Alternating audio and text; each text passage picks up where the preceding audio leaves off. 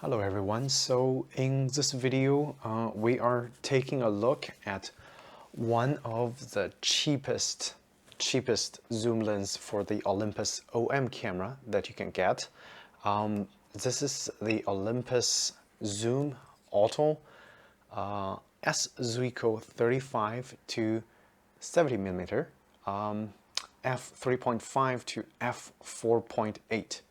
So this zoom lens is fairly modern, and it came with the Olympus OM 2000 film camera, which is actually a camera that's made by a Japanese company called Cosina for Olympus. So they designed the OM 2000 as a budget camera in comparison to the most reliable Olympus OM 1 to 4. And the 2000 came out, fairly late in the game of 35mm manual focus SLR, and they came out with this zoom lens. Okay, so this zoom lens advertised as close focus. There is a letter right there that says close focus, and the cap is actually a much lower quality cap compared to the real Olympus. You can see here, the real one have the letter embossed, so you can see it's elevated, but this cheap cap just have a printed Olympus on there. Okay, and if you look at the coating, I mean the coating itself is actually excellent. So I'm not sure if it would focus, but the coating itself is excellent, to be honest. And of course, this copy I have, again, because it's fairly modern, it doesn't have any internal dust or like fungus or that kind of like scratches that you can see from some of the older Olympus OM lenses. So in terms of build quality, this thing is fully plastic. It's about 100% plastic. The only thing metal that I know is the back part. The back plate is metal.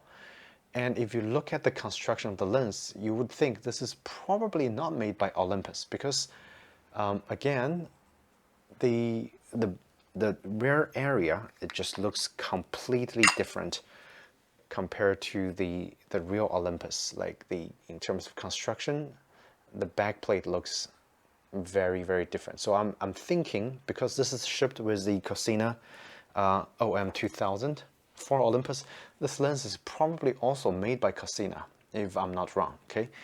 And I mean, it's made in Japan, don't get me wrong. So in terms of the performance, I did not mount this lens on the camera. However, I do have a adapter from K&F Concept. And this adapter is the OM to the Sony adapter. So I was able to use this lens on my Sony A7 IV for a brief while, and I used it for about literally 10 minutes, and I took this lens off, and it's just a horrendous lens because the barrel distortion is actually pretty significant at 35mm range, and sharpness. The center sharpness is okay. However, as soon as you go slightly off center, it's just not sharp at all. You can feel. I mean, I'll do some video samples using the lens, mounting it onto my Sony A7 IV, so you can see whether this lens might be good for video production work. I'm not sure, but because of the fairly like crappy aperture from 35mm at 3.5, that was okay. But if you go to 70mm, it's a f4.8 lens, so you're not gonna get any stellar depth of field with this lens. And the lens I'm using right now to record the video is a Sony 35mm f1.8. So you can see how nice it blurs the background once I'm fairly close to the camera. And I don't think you're gonna get it with this lens, but we're gonna give it a try. And I'm also gonna post some sample shots that I've taken with this particular lens on my Sony A7 IV, so you guys can take a look and make a decision on whether you should purchase this maybe for digital use. Again, not good for full frame for sure, but you might find it useful as a run and gun lens because it's super lightweight, so it's easy to carry around as a backup maybe for micro four thirds or APS-C sensors, and it should provide fairly good sharpness around the center area. Okay, so with that said, let's switch the lens and we're gonna give it a test video. So taking the cap off, and this is the zoom lens, and see how bad the depth of field is, or how bad just how much less light, just take a look at the significant reduction in the amount of light that gets onto the sensor. Like, I can barely focus myself because it's just so dark. And let's zoom it to 35. So this is a 50mm, so I'm gonna get it to 35, which is the same range as the Sony, which is right here. A fantastic lens, by the way. Yeah, it's just not gonna work. It's not a performance lens. Let's just say that it's a very cheaply made lens for, I guess, for a backup. Sorry, my cat is playing in the background, so I apologize. But in terms of close focus, I'm gonna try to get closer. So this is probably as close as it can get at 35mm. So you can see the background again. It's fairly blurred, but again, the light fall off is pretty significant. I have to bump up my ISO probably to 400 maybe. So my original ISO was at 200, and now I have to bump it up to 400. This is what it looks like. Okay, with focus peaking on, of course, because this is a full manual lens. And yeah, so I'm not sure. I don't think this lens is going to be good for video work, but I'm going to, again, post some samples of the still pictures, and you guys decide whether you should probably spend $10, $20 on this lens or not, but it's just not good. Okay, so I'm gonna... All right, so this is at 70mm, and this is what it looks like with this zoom lens. Again, for people thinking about video production, you are probably better off with some of the modern lenses with autofocus, and as well. I mean, it's gonna cost you a little more, but it's definitely worth the money. Okay, it's not worth even $10, $20 buying this lens, in my opinion. But just give you guys a video sample and see, the potential of using this lens as a video lens. So again, I can't really see myself to focus, but this is what it looks like at 70mm. So next, I am just gonna take the lens around the house, take some pictures of the cats, and then give you guys some sample pictures, so you decide whether the optical performance is good for a full frame camera or not. Okay. All right, guys. So I just took some, quick shots using the 35-70mm OM zoom. Let's take a look at the actual pictures that we just took. So I'm gonna zoom in and out from the Lightroom to 100% so you guys can see how the lens performs. Okay, and of course I'm gonna just do some small adjustments because I am still gonna archive those pictures. So this is the indoor shot, and again, contrast is okay. So the lens actually preserves contrast fairly well. Not complaining about that, and most of those shots, almost all of those shots, are shot at wide open. So let's see, and right over here, as you can see, I'm using the camera's focus peaking. So sometimes the focus is a little hard with those darker lenses, just because of the nature of the slow aperture speed. Okay, this shot again, it's okay. I don't think I'm gonna even keep that. So over here, I focus on the eye of the dinosaur, which it did pretty okay. Okay, and if we adjust the colors, I mean, you'll be able to get a fairly decent, I guess, a fairly decent shot with this lens. It's just not I mean, honestly, it's not a pleasant lens to use. Like if you ask me, it's just not a pleasant lens. Chromatic aberration is very pronounced and wide open. See if we can actually correct that with a manual adjustment. So it's got both blue and purple, and it's actually kind of hard. So you're not even gonna be able to adjust for that, you know, chromatic aberration with the manual control, because it's just like way, oh, I guess you are. So yeah, chromatic aberration is always going to be there, but it's fairly easy to adjust with the Lightroom. Okay. And over here, I focused around this area, try to show the details of the leaves.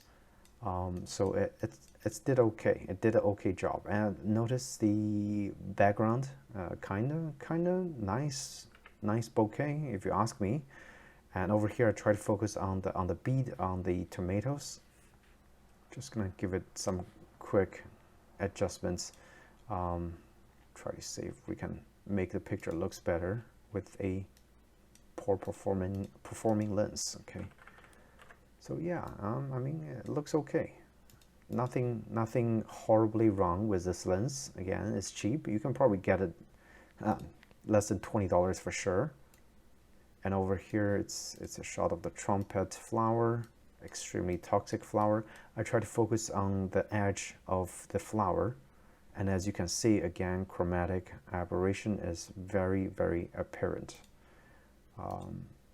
And of course, if I adjust it here, it's going to lose that original color of the trumpet, which, you know, kind of sucks. There's a little blue casting over there. So I'm able to correct it just a little bit, okay? Especially with shots that have purple and blue in it, your chromatic aberration adjustment is going to be tricky, okay? So those are fairly close-up shots at 75 millimeter. I'm sorry, 70 millimeter. There's a bug over there. And ISO, I believe, is around 400 outdoors. And with the noise reduction, it's a fairly usable shot, okay?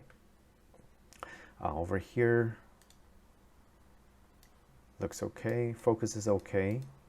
So if you're shooting outdoors, the light is usually enough, like in the daytime. So the slow aperture doesn't really matter much. I mean, you can still get a fairly decent shot over here. This is a jackfruit, a baby jackfruit against a bright background, and let you guys see the bokeh. Again, everything's wide open. This is shot at 70 millimeter. This is Christmas flower. I think I focused somewhere here. And yeah, the edge is just not sharp, okay? This is a passion flower in our garden, backyard. Again, everything looks okay. I can't really complain because, again, this lens is literally almost free when I got it. So it's already taking some interesting pictures with the, you know, slow aperture and a fairly horrible distortion, wide open at 35 millimeter. But this is a gecko. Reduce the noise a little bit and take a look. So yeah, I mean, look at this. Is see if we are able to adjust for that. So yeah, kind of hard, especially against anything blue. Okay, so which I showed you guys with the, you know, the purplish flower and the blue background. You're not gonna able to get rid of the chromatic aberration at all in those tough situations. Okay, but it did, you know, do a fairly good focus on the gecko, on the blue trash can. Over here, looks okay. And notice the bokeh. The bokeh is actually fairly good. I mean, nothing to complain about, wide open. And I try to shoot, this is the sun. I try to shoot directly against the sun. Very fast shutter speed. Okay. And this is with a wide open aperture.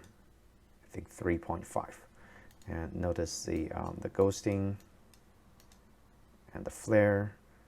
So those are to test the limits of the lens. And over here, I was trying to focus on the edge of the house, and as you can see, it did fairly okay.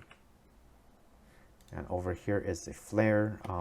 The sun is on the top left area, so this is the flare it produces. Again, not usable if you have the sun at the wrong position. Okay, and this is slightly adjusted angle, just a little bit.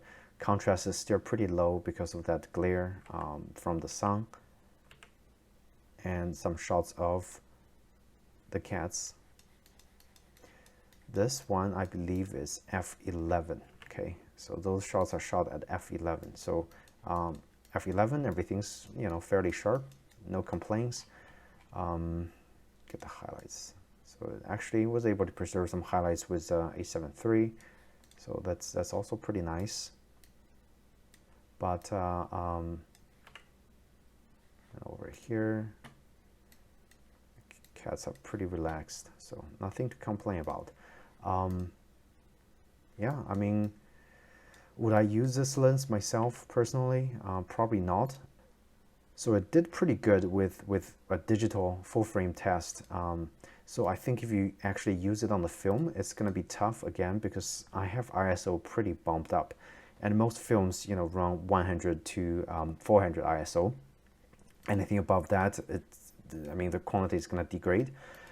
So all in all, I probably would not recommend this lens to anybody. But if you do get this lens as a kit with the Olympus OM 2000, and you don't have any other options, this lens should work in a pinch. Okay, but just as soon as you have a chance, get a better prime lens. Like 50mm is fantastic. If you can get the 35mm f2.8, it's also an excellent choice. And all those lenses are going to be better than this zoom lens, if you ask me.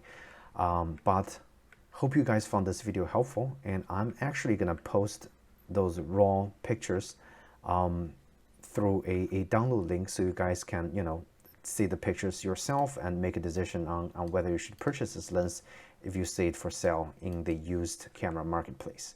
And thanks again for watching at this video. I'll see you in the next one. Take care.